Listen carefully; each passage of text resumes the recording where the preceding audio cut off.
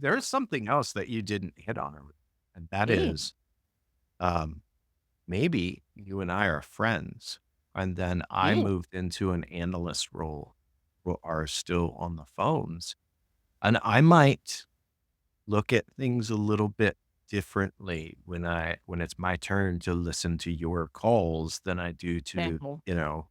some other rando person that I don't know and I don't have a relationship with. So there's automatically this inherent problem of bias that can be introduced. Not always, right? Yeah. Maybe I don't listen to people that I don't know. So there's no personal relationship, but there's also, and look, I'm going to be totally honest with you. There are people that I have listened to year after year in the contact center. I hate listening to them. I hate it. It's something about maybe their voice grates on me or a particular phrase that they use regularly that I'm just like, oh, I, it's just not for me. But I also recognize that's my own personal bias. It's not something that hits customers because customers aren't hearing it over and over and over year after year.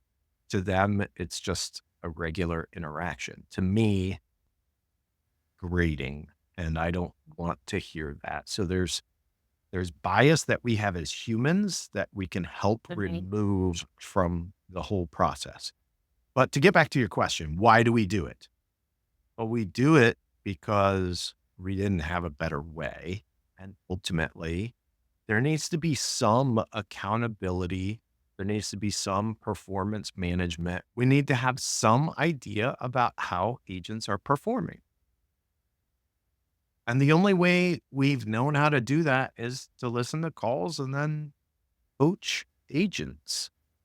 So that's why we do it. Like, Irina, we're trying to help the agents get better at their jobs so they can be potentially more efficient, help you and WFM manage service levels, make sure all the calls are getting answered in a timely manner. Mhm.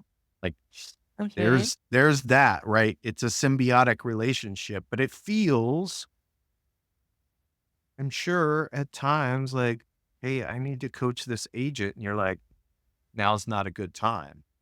What I might be thinking as a team leader, like it needs to happen now because I can't have them repeat this behavior to the next customer. I need to address it right away. And it may feel more important to me to stop or correct a particular behavior than to meet service level because my responsibility is agent performance as a team leader, not service level. That's your responsibility. That's Right, right, right. Hold on. Because you're gonna be answering on behalf of all of the QA teams out there. The biggest irritation that we have is usually QMs coming, take or TMs, whoever is doing the quality monitoring in the respective contact center, taking people away or requesting agents to go for a meeting because they need to have their QM scoring, performance, whatever.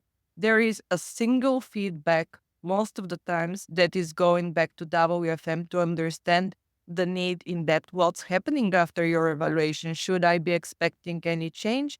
How is that reflected in my staffing numbers? And the thing that it's high annoying is because we often speak that we need to be more engaging from WFM perspective. We need to explain the connection. Why do we sometimes cancel vacation requests or say no to shift changes or to swapping shifts, what have you. And we need to be very descriptive to get people on board. Well, your QM guys are somewhere from our perspective in the end of the room, and I have no idea what they're doing. I just know that they had their headphones on, they're listening to calls, they're signing some stuff on some papers here and there in Excel tables, and that's the extent of it.